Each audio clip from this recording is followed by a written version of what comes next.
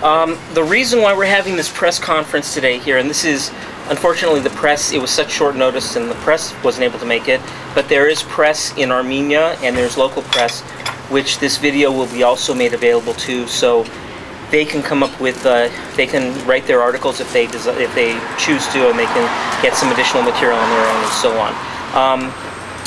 What I want to do is, first of all, I want to thank everybody that came today on such short notice.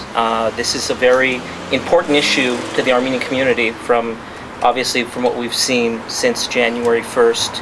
Quite shocking. I have to say I feel privileged, as I was telling you earlier, that I live in Burbank and our antenna doesn't get Channel 5. So my first viewing of the Armenian float was on Channel 7, and there were no faces, no celebrities, no fanfare for who was on the float. It was all about the float, and it was a beautiful and very touching and even emotional for me, and I'm not that an emotional person. I was very proud and I'm very pleased, and I want to congratulate the Armenian community for this endeavor. Everybody that was involved from the beginning to the end, all of the volunteers, wonderful job, and we should be proud of the overall effect that this float had, because people don't know who Armenians are, and the world really got to see a taste of the Armenians, and it was called the American Armenian Rose Float Association.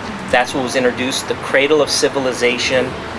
Wonderful, you know, job well done to everybody, and I congratulate everyone. You should all pat yourselves on the back. But as we know also, following my watching Channel 7, I went on Facebook. I actually went back to sleep, and then when I went on Facebook, I saw a posting on Facebook from Norig Markosyan, who is he lives in Glendale, and he wrote that, you know, while everybody is happy about this Rose Parade endeavor that went off,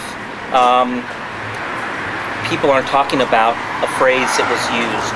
So what I want to do first is let me read what the announcer from KTLA read.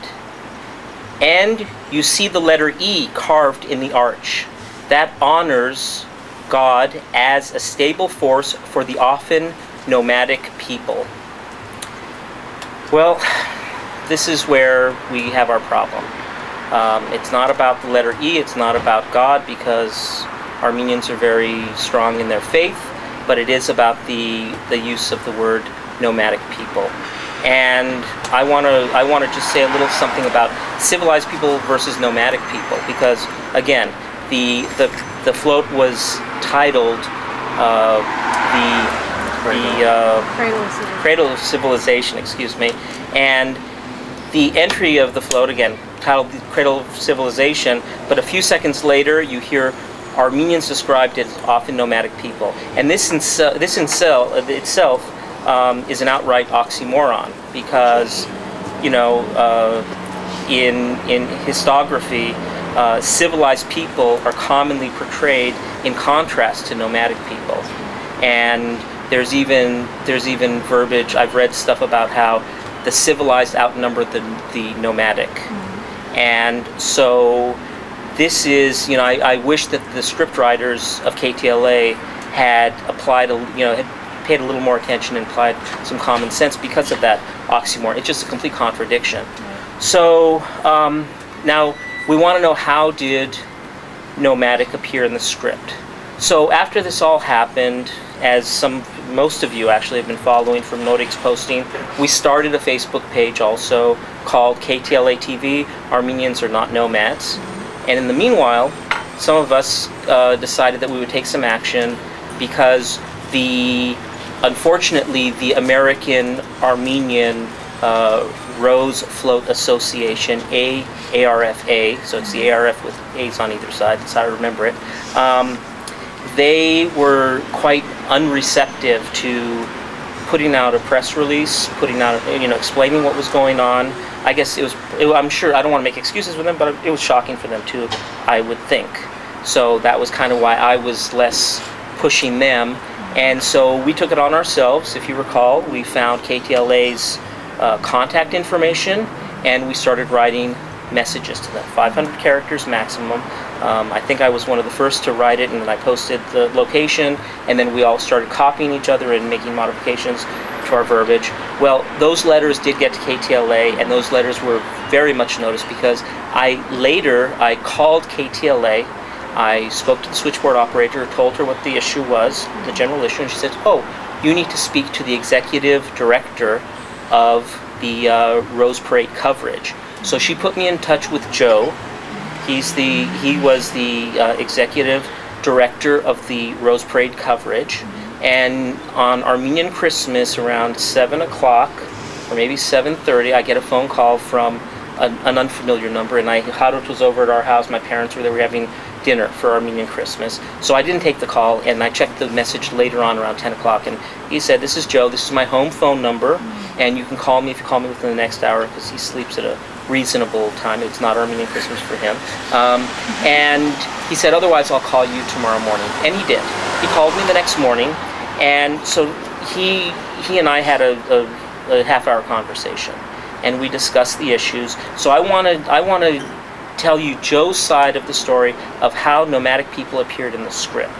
So when I contacted KTLA, I had a conversation with the writer, which was Joe, but he wasn't the writer of the floats. There's another person named Jenny. She does the floats, Joe does the equestrian, and Jenny and Joe together do the bands. So he told me that I told him what the concern was, and he said he gave me the explanation of how the phrase often nomadic people appeared in their script. He told me that the broadcaster's website, there is information about every float and equestrian units. These writers use the information as a source for scripts and then give it to the journalists who read it on TV. So according to him, the phrase nomadic people came from the original posting of the broadcaster's website, which is provided by the Armenian American Rose Float Association, AARFA. And he said currently it's unclear who the author, right now, as far as I know, it's unclear who the authors are. I've actually asked of the association of the AARFA and received no answer. And we've received a lot of no answers, unfortunately, from the AARF. And originally, Harut, he sent out an emailing to the AARF person that we know and some of their supporters who were involved in their fundraising endeavors. And one of them was even on the float, appeared on the float. And I'm not going to give any names right now who we wrote to, but one of them was Stepan Partamyan. He was on the list. And it was to partam@partam.com. And we later learned from Stepan that we are writing to him on his non-official AARF thing. So when he writes back to us, he's writing back to us as Stepan, and this cannot be used as officially from that. And we received the email address for AARF. So we haven't found out what the source of the information is. There's also another and Joe kind of was blaming the Tournament of Roses for this because he said they don't really have they have over 90 entries into this database that the broadcasters have access to, and they don't have a method, he said, that they send the messages saying there's been a change made. So he kind of put the blame on Tournament of Roses. Fine. What I could only listen to what he had to say. And when and by the way, the script was written right around Thanksgiving. So whatever text that was on there was right in that range around Thanksgiving. And I learned from another source that the AARFA had gained access to that portal just before that time, like within a week or so before that time. So it obviously they gained access to it. I'm just speculating here, but it makes sense that they would gain access to it because before the 15th of November they really didn't have access to that portal.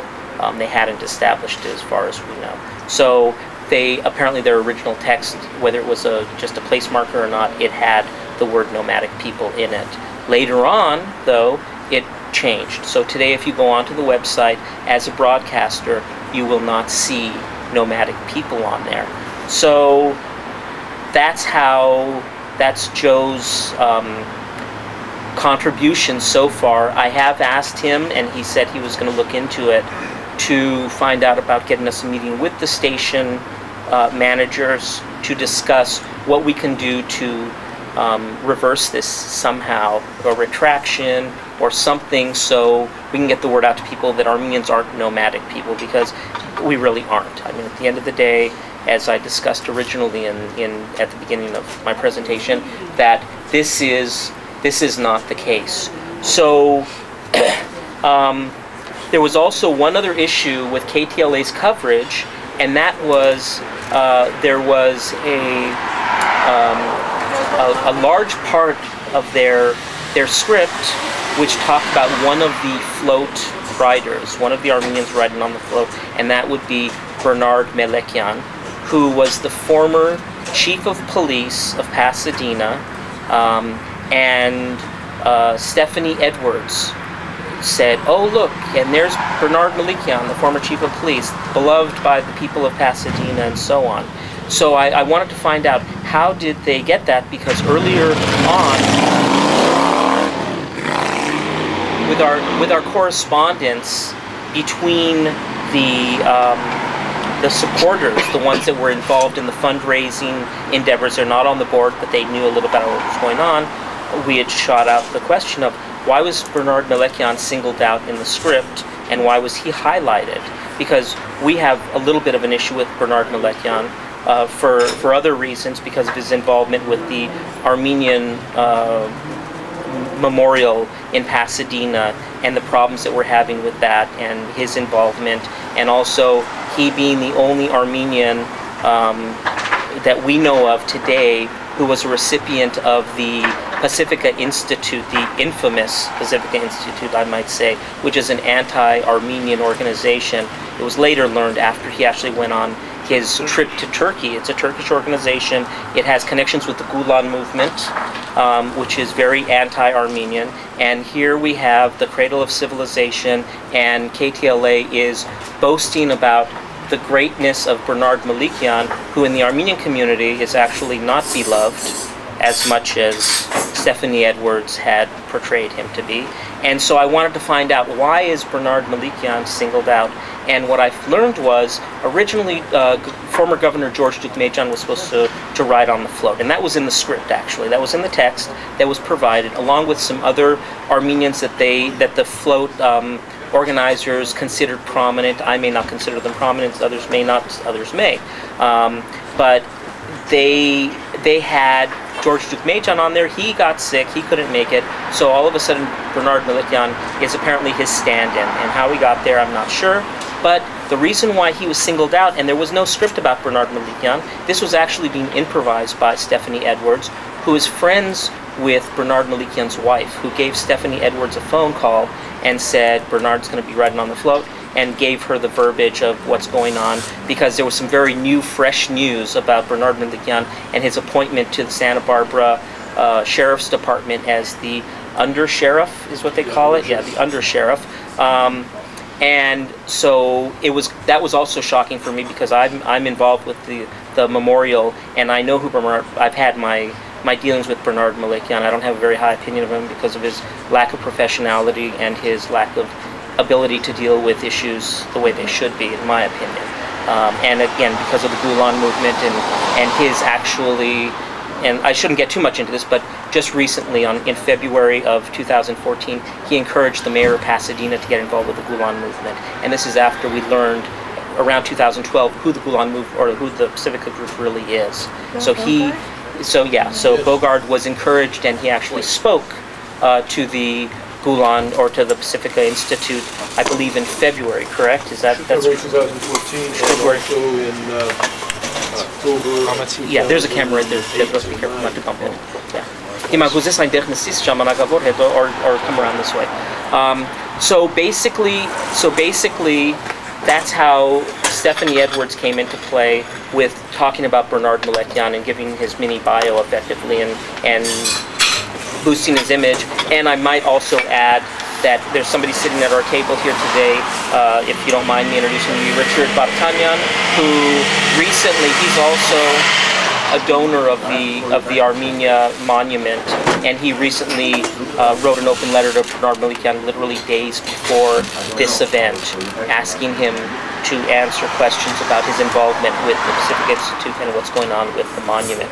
So it's just coincidence that Bernard Malikian would actually be on the float. Again, it's not important to the Nomad part. It's just an underscore of how this thing progressed. So next phone call was to Joe from KTLA gave me the phone number of a person at the Tournament of Roses, who's in charge of taking care of this portal. They're kind of like the ones that manage it for the most part.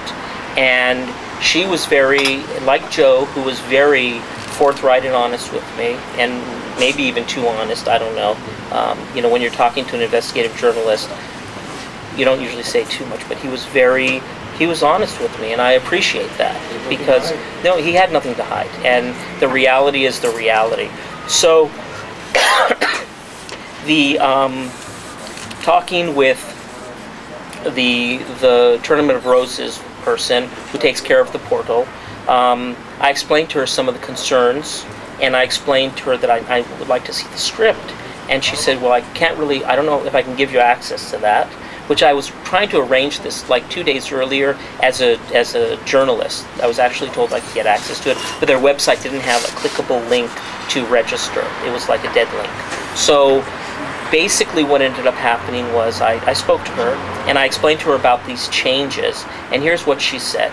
She said that the media portal, where the media goes to, and it's the participants portal, which the builders and the owners of the float have access to make changes, and they make changes literally up to parade day. So they could be going in there and making changes anytime they want to. When a change is made, it's redlined.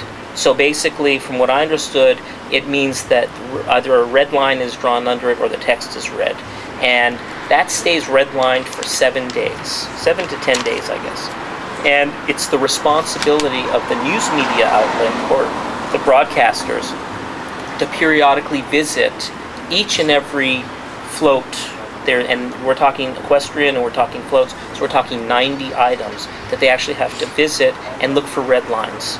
And when the red line comes up, then they know that a change has been made and they can make a change accordingly to their script. Well, apparently KTLA failed to do this in this instance, because again, Joe said it was there and then it was gone. And when it was gone, when it was removed, there should have been a red line that went through there to show that that had been deleted. Maybe a red line goes to the text, I'm not sure. Again, I don't have access to that portal. So, but he was very clear about the fact that the verbiage was there and provided by the float owners. It was in the portal. So the initial text, I don't think Joe has any reason to lie, and I've asked Stepan Partamyan directly, and the board, actually I asked Stepan Partamyan, it was in those emails that we were doing, about the appearance of this, I asked who had access to this, because Stepan Partamyan offered to go to lunch with Harur Peronosyan and I, but as Stepan Partamyan. And we declined his offer because it just made no sense, because he wasn't going to talk on an official level, and that's what we needed to hear, because we want answers to what's really going on. We're not into friendly conversations at this point. I mean, we can be friendly, but we need some facts. So now let me move to the third component, which is the actual AARFA, the American Armenian Rose Float Association. It has presently 8 board members. I believe it's 8 board members. Either 6 or it's 8, isn't it, Jane? 8. It's 8. It's 8 board members, and of those 8 board members, we were able to reach out to them because we kindly figured out how their emails also work, which is their first name, period, last name at aarfa.org. Before that, we were using Facebook and whatever we could find. I did background checks on all of these people to try to get their telephone number, I found their home addresses, but the telephone numbers, some of them live in some very nice houses, by the way, in the Glendale Hills. Some of them move around constantly, kind of a nomadic thing, I guess, in their lives. Yeah, a lot of apartments and stuff. But one has a felony. But it's public record. So the organization itself was formed, and I'm gonna ask Bedros, because I don't. It's 2012, right? They started. Yeah. 2012, right after April 24th. They formed the organization. It was formed by Chris Shahinyan. Yeah. Shahinyan. Mr. Ajay, do you want to? He actually, yeah, Bedros, do you want to join us at this table, or? Yeah. I think it will be better. Yeah, you can. Yeah, why don't you just don't hit the tripod on your way in. Jane, do you want to move forward just a little bit so Bedros can get by? Where are you going? Come forward. Okay. So I'll let you share. Oh, and you're on that camera too. But I'll let you. If you want to be on camera, you can. If you have anything to share. Okay. So basically, the organization was formed by him right after April 24, 2012. It applied for nonprofit status. I believe it is already registered as a California 501c3, or it's actually registered as a nonprofit organization. I don't know if it's a California 501c3 because I'm not sure if it registered with the Secretary of State yet or not. And the reason why I bring this up is the organization, which has 8 board members, a secretary, a treasurer. Johnny is the secretary. Stepan is the treasurer, and then it's got directors and so on, people that are doing PR and stuff. We reached out to them, and we actually tonight, this press conference originally was supposed to be a 7 o'clock meeting, private meeting with them, which they declined to have because they offered to have a meeting at some place called Barone Furniture near the warehouse district below San Fernando Road in the Los Angeles side of the tracks. With me only and 2 board members, and I didn't think that was a good idea because you're going to meet with an investigative journalist at a place like that. Yeah, it just didn't quite sit right, and because they had been hostile with me up to that point, because we were emailing them and they were being very rude and very short with their answers and very unreceptive, it didn't feel right. And as it was, we had already agreed that there were going to be 3 of us, 2 or 3 of us, that would meet with them if we had a meeting, because it's not right that just one person is, because then it becomes a he said, she said, but when you have a witness and so on, it makes more sense. Well, they want 2 against 1, and we weren't going to play their game, so I invited them here to Conrad's, and like in the patio area, as you can see, there's nobody here, so it's quite private. People have business meetings and so on here even. Armenians, this is a famous place for Armenians to meet. And so they declined, saying that that's not professional, that's not acceptable, that's not whatever. And this was Johnny that was writing to us. And all of their email correspondence, since at the bottom had the confidentiality clause saying that you can't share this information. So I can't really share the content, the exact words that were used. I can just give general ideas of what was there. I can post, and I will post my responses to them. I'll ask them if it's okay to, I'll actually email them and ask them, is it okay to post their emails if it can be shared so people can have a better idea of where things stand. They may decline, they should decline, because what's in there is quite unprofessional and unacceptable. But the reason why I bring up their status as a 501c3, if they are an actual 501c3, is they're not registered with the Attorney General's office. As I mentioned it. Yeah. And for those that don't understand, if you have a nonprofit status, that's not enough in the state of California. In the state of California, you have to be registered with the Secretary of State, and you have to be registered with the Attorney General. And the reason for this is the Attorney General is kind of like the audit department. So whatever you report to the IRS, you also report to the Attorney General. So if somebody complains in the state of California because they made a contribution to some charitable organization, the Attorney General, it's their job to actually investigate. And at their fingertips are going to be the 990 returns, are going to be correspondences, are going to be the list, a confidential list of donors that's not shared publicly, that they have access to this, so they can get an idea of the claims that are being made. And it's to streamline, it's also to protect the donors. Well, they neglected to do this, and in fact, 4 or 5 months ago, this issue was brought up at a meeting that they had one of their board meetings, and the job was given to Johnny to deal with this. And apparently Johnny, who was the one that had been corresponding with us, didn't deal with it. So presently, the Armenian Float Association it had raised about $210,000 with another $90,000 they have to raise by the end of this month to pay off. But legally they can't take contributions at this point, and legally they can't take contributions after 30 days had expired of their first contribution, because the law states clearly that 30 days after your first contribution you have to register with the Attorney General's office, and they have failed to do this. They're in violation of the law. They're in violation of the law. All they have to do is actually right now, it's quite lenient in that sense. They have to register with them. But the fact is that this is just another example of the sloppiness that's been going on with this organization.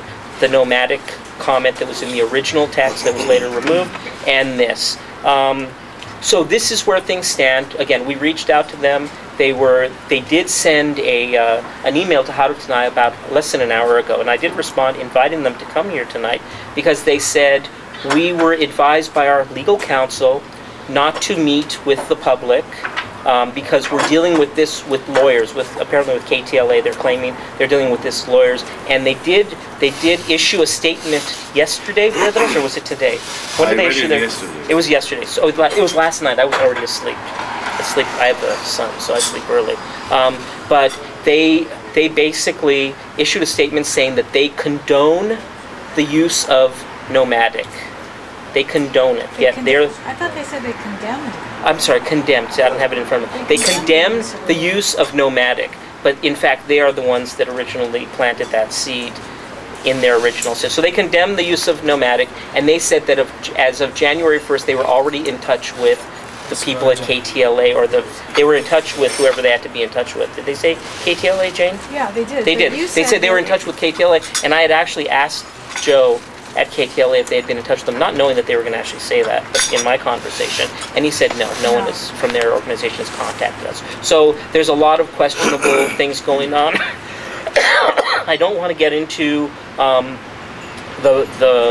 the issues of what went on internally within the organization, because I've already talked to quite a few people who were within the organization as volunteers, as people that have access, and it's a mess. It is a mess, but that's not the issue today that we're here to talk about. We're here to talk about the use of the word nomadic and the nomads that we have been labeled to be. So I'm going to open the floor up now for Ashot. Can you do me a favor with that camera over there, because it has kind of like a tilt, a kind of smooth movement. I'm going to open up the floor for people to ask questions and share their concerns and comments, because again, this is going to be shared with the public at large, and people are going to have access to seeing what we're talking about. They're going to get this whole video unedited. So, you choose your words wisely, because there's no erasing them once they're on my cameras. My cameras don't have a delete button. So you said you had a definition of nomadic, which would be really nice to hear. Yes. Just to kind of explain.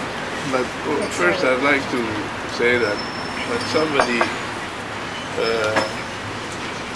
a nomadic person is somebody who doesn't have really an identity, and comparing Armenians that have a history of 7,800, 8,000 years or more, and talking about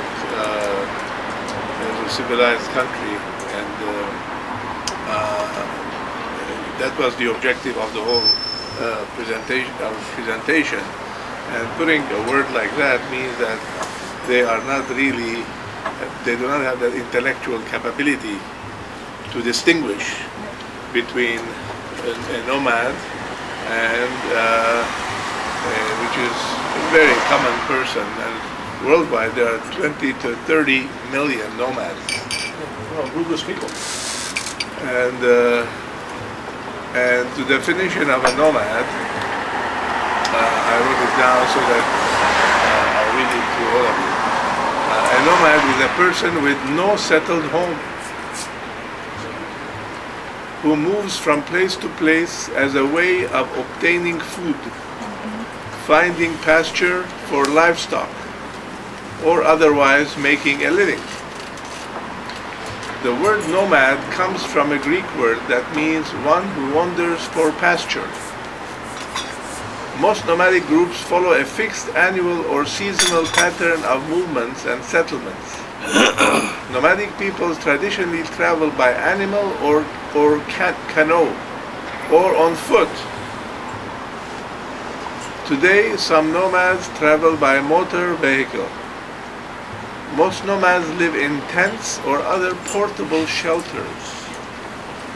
As of 1995, there were an estimated 30 to 40 million nomads in the world. Nomads keep moving for different reasons. Nomadic foragers move in search of game, edible plants, and water. The Australian Aborigines, Negritos of Southeast Asia and San of Africa, for example, traditionally move from camp to hunt and to gather wild plants. Some tribes of the Americas follow this way of life.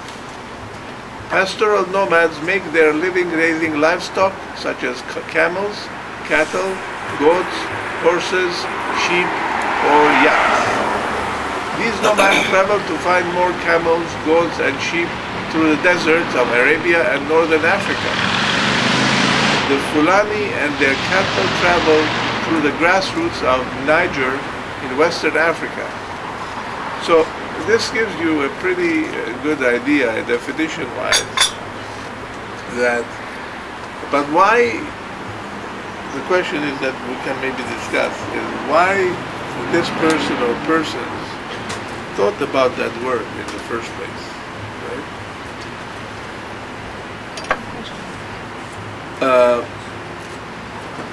So the main thing is the following, is that some people, or anyone, can think that they don't have a country, they like to travel, and therefore, without knowing the actual definition of nomad, they think that because they are a traveler from one country to another, and that Armenia, and unfortunately that this group, if they know what Armenia is, or Armenians are, then they should realize that Armenia has a history of 8,000 years or more, and they have a country, they have a land. Nomads do not have a land.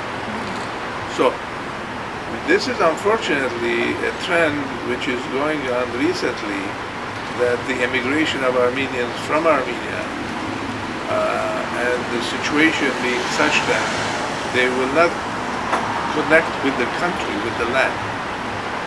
So if Armenians in Armenia and the diaspora do not connect themselves with the land, then they may consider themselves as nomads.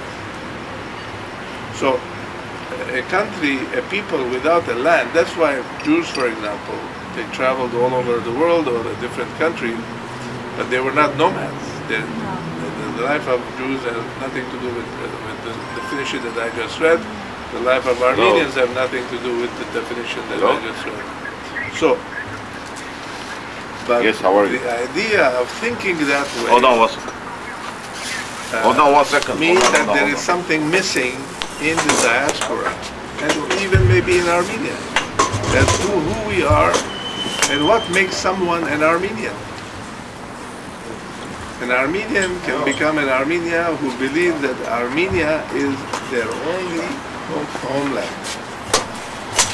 Or they will consider Armenia their second home. At least they have that faith and a purpose of life. So if you don't have that kind of approach, then we are lost there. We are totally assimilated. Assimilation has two stages. The first stage is cultural assimilation, by which you don't know anything about your history, your traditions, your language, nothing, zero. The second level of assimilation is structural, by which you don't belong to any organization. neither church or cultural or political or anything. So if you're culturally and structurally assimilated, you are no longer an Armenian. So somebody who thinks that way or thinks that they are above that definition, then they can say anything. And that is my explanation as to how and why this word came from somebody who thinks that. That's my presentation. Yes, There Jane. was also a statement that Stefan made about Armenians from Iran. Do you remember that, Ara? Oh, yeah. There was actually a comment made to Norik Markosyan because the debate of what a nomad is and what it's not, and Stepan did, and I can share that because it was a public comment made on Facebook, and it basically said ancient Armenians were not nomads, but modern Armenians, something to the effect of modern Armenians go back to Iran and enjoy your nomadic life, Norik. And that was from Stepan Partamyan, one of the treasurer of the Armenia, something to that effect. This is what we've been dealing with. This is the level of their ability to communicate with people. Since you learn, I mean, it's Not so rude.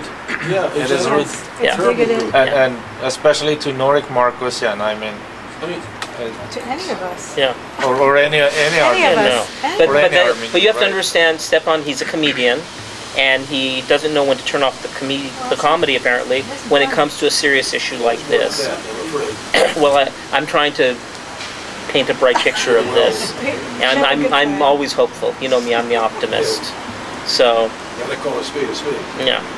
So, So that issue, it might be what's involved here is trying to separate and divide Armenians for some reason. That there's the real Armenians, and then there was the article about the woman who was a fake Armenian. Did you see oh, that? he does talk about that a lot on his shows, even. Yeah. So- But again, this is So I'm not going to comment on it because this is I'm What does he here call to. the real Armenian? I don't know. I don't know. You have to watch his TV programs if you can. Probably stomach thinks it. he's the real Armenian. Oh, he does. He does. I shot a video of him at Glendale College, and it was titled "The Armenian Man" or something, and he claims to be the Armenian man. So, Yeah, He's got whatever. a high opinion of those. Yeah, I'm he ashamed to does. say it. no, apparently not. It- Anyway, He's nowhere even close. yeah. The Armenian man who is a nomad. Yes. That's, Well, that's the other thing is with his TV show that he used to have. If you watch the opening graphic, it's Stepan Partamyan as a cartoon character wearing Armenian garb, traditional garb, barefooted, and the globe, the Earth, is actually revolving and he's walking. This is his TV show from a 2011 TV show. You're right, I've seen it, yeah. You've seen that, and on that same TV show, this particular episode that I happened to watch, and it was just, it's like God's finger was in this to make me watch this. He talks about Armenians are Armenian, and you don't say American Armenian, you don't say Iran Armenian, you don't say Iranahai, you don't say, Litananahai. You're Armenian if you're Armenian. And he says, if I ever say American, I'm an American Armenian, then you can call me Abush or something. And in fact, We can call him that for other now, reasons. well, no, we can do that now because he actually was involved in an organization called American Armenian, and he's against that apparently, or at least in 2011 he was. But again, this is not relevant. This is every year. Every year we will have an American Armenian roast Yeah. food. Fantastic. And it is called American Armenian because everybody is claiming it has to be called Armenian American. And I say, when in America, we're Americans. When we are in Armenia, we're American Armenians. So therefore, in Armenia, you be called Armenian American roast flow because the country that you are is Armenia. But here, as Americans, we can conquer the planet. As Armenians, we can't do anything. So being American Armenian is the tool to progress and give the proud element to our kids. The nomadic word came from the script that was provided by the float So what if owners. KTLA doesn't, what if AARFA doesn't come forward with any kind of Well, resolution? legally speaking, I'm not a lawyer, but legally speaking, KTLA is actually liable for what they put on the air because according to Heidi at the Tournament of Roses, I just remember her name was Heidi Hoff from the Tournament of Roses. She said that at their orientation, when they orient when they give an orientation to the broadcasters, they specifically say that they must listen, they must check the scripts periodically for red line items. So it's actually the responsibility of KTLA, and in this instant, according to what I understood, Jenny is the one that wrote the scripts for the floats. It was her responsibility, or if she has somebody that works with her, their responsibility to actually find these red line items. And if they had been following that protocol which they were told to follow, then they would have probably picked that up. And again, like I said, common sense. It's a complete oxymoron as it is. So common sense would actually say it's not even possible. You can't be the cradle of civilization and you can be a nomad. But where we stand right now, where does KTLA stand in terms of their relationship with AARFA? KTLA doesn't have a relationship with AARFA. Because you said they're lawyers, supposedly. No.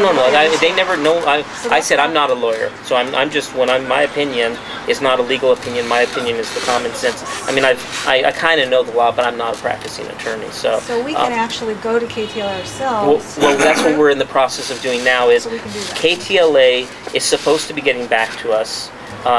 And it was supposed to be Thursday or Friday when Jenny would be in, so we can get some clarification, a little clarity on the script, because there's a possibility they actually have the original script that they were working off of, and I'd actually like to see that.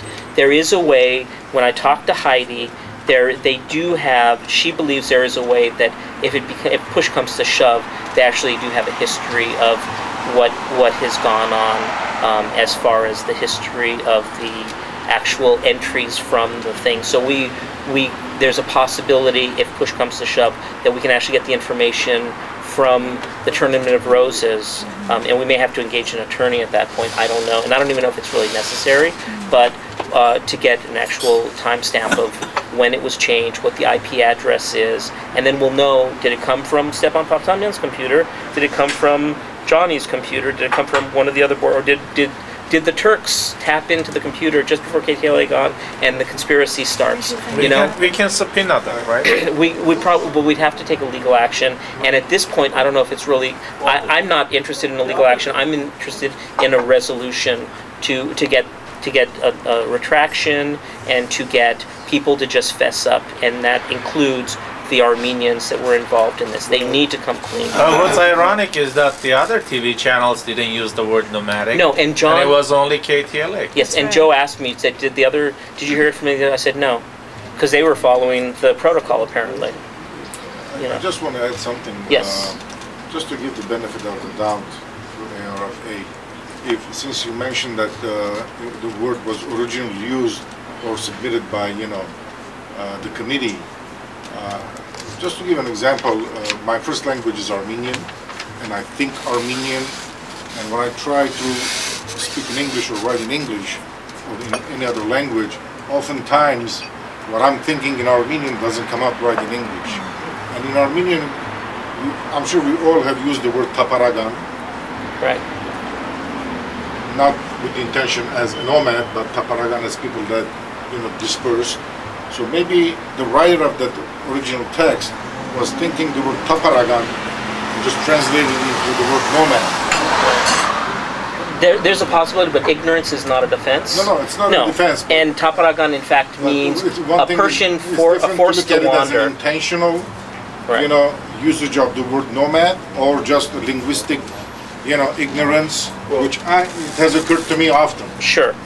But the reality is that they have made a statement that they condemn the use of the word, and they're denying that they actually use the word. They're actually denying that they have the word is an origin for them. And in fact, one of the early emails that Hamza and I received from one of those persons who are influential within their organization but are not on the board said that Stepan said that it was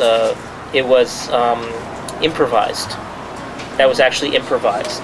And so they've already basically closed for their own face. They've already closed the path of being able to say, yes, we did it. Yes, we lied to you guys. Sorry, because that they're not going to be able to do it. I may be able to do it. You may be able to do it, but I hope they're able to do it. Actually, I shouldn't say they're not going to be able to do it. I hope they're able to do it, because the reality is this is what has transpired, and it's going to be really important that they come forward, because millions of people, hundreds of millions of people, have seen this parade, and KTLA is, I believe, the official feed for the Tournament of Roses. So when it gets broadcasted, it's not Channel 7 that's broadcasting overseas, it's KTLA. KTLA is the feed. Well, in the Bay Area, I mean, up and down the state, there was Channel 5 feed that was going up there. Yeah. And, but, you know, they're not going to admit it because they're circling the wagons. What's the need for the attorneys? Yeah. Good question. But they have attorneys. Yeah. Well, I don't know if they have attorneys, but they claimed in their very last email that they have legal counsel, I guess, and they were advised not to meet with the public, but they can meet with me, the investigative journalist, alone, which didn't make any sense to me. That sounds like That's the whole point. I don't think they have an attorney, actually. I think that they're just blowing steam. Whatever it is, that's what they're saying. Right. Whether it's reality or not, the fact is they're just closing up. They're not doing a damn thing. Which, if that's what they want to do, the old saying of the toilet has to get cleaned one way or the other, it's going to get cleaned. Oh, sure it is. And the hard way or the easy way, they can choose which path. I'm ready to go the whole way. You know me, Richard. I'm going all the way. And so is Harut, and we are. Yeah. I'm with you, Aaron. So they're giving the answer right there. Whether it's good, bad, they're doing it. It's very sad that they're not admitting it. It would be so much easier if they were just honest and say, we're really sorry, this was a mistake, you know, we'll try to make it better, this is what we're doing, but nothing. Well, I can't explain their psychology or their state of mind, but I can only just state the facts. So is there anybody else that would like to make any comments, have any concerns, any questions? I do have a lot more information that I'm not sharing right now, because I don't want people to jump to conclusions, and I made that very clear on Facebook that we should not jump to conclusions of the guilty. And there, you know, we saw some people already saying this is the way it is, and all of a sudden it becomes a fact without facts. So, you know, the truth must be told prides itself in telling the truth based on only facts, and these are the facts that we present today. So therefore, the KTLA people were much more cooperative than the AARFA people. The KTLA people and the Tournament of Roses people were very cooperative. They were, both of them were very honest and forthright, and they told it like it is. They have nothing to hide, and it's unfortunately the AARFA people who are being elusive, who are being, you know, they're talking in code basically, and they expect us to figure it out, and we're not going to play that game. We can't play that game. That's not acceptable. So, okay, I thank everybody for coming, and we'll have this probably. I'm hoping that we're going to get a meeting with the KTLA people soon. That's what we're pushing for. Not pushing, but we've requested, and I will follow up with the KTLA people, because they did say, let me know if there's anything new, and they're supposed to be getting back to me with what I told you, and hopefully we'll get some sort of resolution. Thank you again, and for the press, whoever is using this for the press, you can email me with any specific questions you may have, and I'll try to be as helpful as possible. And hopefully the Armenian press, there's going to be, I know there's some English-speaking people in the Armenian press that have already asked for this video, what we're presenting. That's the reason also why I'm making this video, because Armenia is going to run some stories on this. It's an interesting story for them, because they're also affected by this. Thank you. Bravo.